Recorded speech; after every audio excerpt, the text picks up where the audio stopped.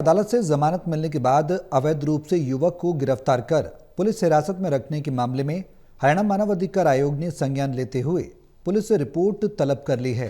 हरियाणा मानव अधिकार आयोग के सदस्य दीप भाटिया ने बताया कि 50% से ज्यादा शिकायतें पुलिस की आ रही हैं।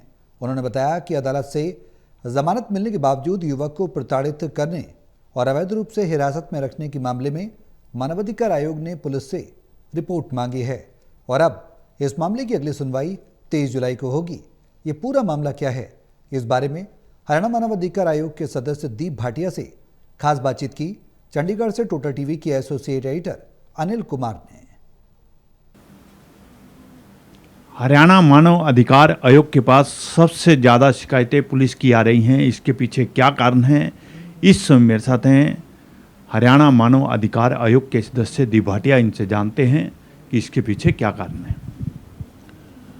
देखिए, शुरू से ये एक सिर्फ हरियाणा नहीं पूरे देश में ट्रेंड रहा है कि ह्यूमन राइट्स कमीशंस के पास 50% से ज़्यादा ही बल्कि शिकायतें जो होती हैं वो पुलिस महकमे से कंसर्न होती हैं। उसके पीछे कई रीज़न रहते हैं, क्योंकि पुलिस का एक महकमा है जो डायरेक्ट पब्लिक डीलिंग में रहता है और समय समय पर उसकी शिकायतें जैसी जैसी केस की मेरिट के आधार पर हमारे सामने लाई जाती है, हम उनमें संज्ञान भी लेते हैं और जैसा आवश्यक होता है निर्देश भी देते रहते हैं। तो ये कोई एक नया ट्रेंड नहीं है कि अभी कुछ दिनों में ये शिकायतें बढ़ गई हों।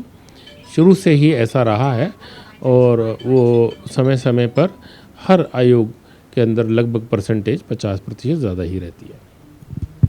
भाटिया जी, एक मामला और आपके सामने आया है। जमानत मिलने के बाद पुलिस ने अवैध रूप से हिरासत में रखा है और मानव अधिकार आयोग ने संज्ञान लिया है। तो मानव अधिकार आयोग ने इस मामले में क्या कार्रवाई की है? देखिए, ऐसे कुछ केसेस, अभी जिस केस का शायद आप जिक्र कर रहे हैं, पंचकूला का केस था। कोई दीपांशु बंसल वकील हमारे पास पेश हुए। उन्होंने कहा कि किसी केस के अंदर एक मुलजिम को ज़मानत कोर्ट से मिल चुकी थी और उसके बावजूद उसको कुछ टाइम बाद उसी केस के अंदर दोबारा पुलिस ने बुलाया और उसके बाद अवैध रूप से हिरासत में रख लिया। तो उनकी बातें सुनने के बाद उन्होंने जो तथ्य पेश किए, हमने पुलिस को से शिकायत का जवाब मांगा है और यदि कोई ऐसा अवैध चीज़ हमें मिलेगी तो उसमें और आगे कार्रवाई करेंगे। अभी तो उनसे हमने ऐसे केसेस, जहां ऐसा एक केस नहीं बहुत सारे केसेस आते हैं जैसे आरोप लगते रहते हैं। तो पिछले दिनों करीब 2-1 साल पहले सुप्रीम कोर्ट ने, माननीय न्यायालय ने आदेश दिया था सभी पुलिस थानों में सीसीटीवी फुटेज जो है वो एक लंबी समय की उसमें फुटेज रिकॉर्ड हो, ऐसी व्यवस्था होनी चाहिए। हरियाणा मानव अधिकार आयोग ने भी हरियाणा के मसले में डीजी हरियाणा को बोलकर इसको जल्दी से जल्दी इंश्योर कराने को बोला था। जहां तक मैं समझता हूं बहुत सारे थानों में ये व्यवस्था कर दी गई है जिससे इस पे निगरानी रखी जा सकेगी।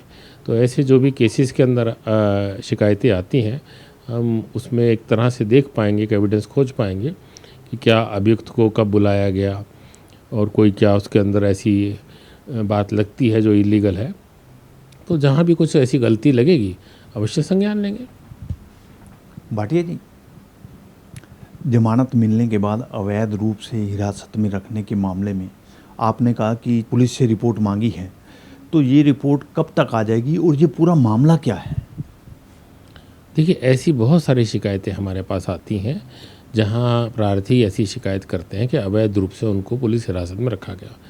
जिस केस का आप अभी जिक्र कर रहे हैं, ये अभी पिंजौर थाने का एक विषय आया था जिसमें ये कहा गया कि कोर्ट से ज़मानत मिलने के बावजूद कुछ समय बाद दोबारा उसको इन्वेस्टिगेशन के नाम पे बुलाया और गिरफ्तार कर लिया गया। उसमें कोर्ट के आदेशों की अवहेलना का भी विषय था। जहाँ तक कोर्ट के आदेश की अवहेलना का विषय वो तो कोर्ट देखेगी, लेकिन क्योंकि उसमें प्रताड़ना का और इलीगल अरेस्ट का विषय था, उसको ह्यूमन राइट्स कमीशन में एजिटेट किया गया था वकील के द्वारा। उस विषय के अंदर अभी अगले सप्ताह में ही 23 तारीख को दोबारा सुनवाई होगी। आशा करता हूं तब तक पुलिस जो उनसे डिटेल मांगी गई है वो हमें मुहैया करा देगी। जैसे तथ्य फाइल पर आएंगे उसके अकॉर्डिंगली आगे चलेंगे। ये थे मेरे साथ हरियाणा मानव अधिकार आयोग के सदस्य दीप भाटिया। इन्होंने बताया कि जमानत के बाद अवैध रूप से हिरासत में रखने के मामले में मानव अधिकार आयोग ने पुलिस से रिपोर्ट मांगी है और अब इस मामले की अगली सुनवाई 23 जुलाई को होगी। Anil Kumar, total news, Chandigarh.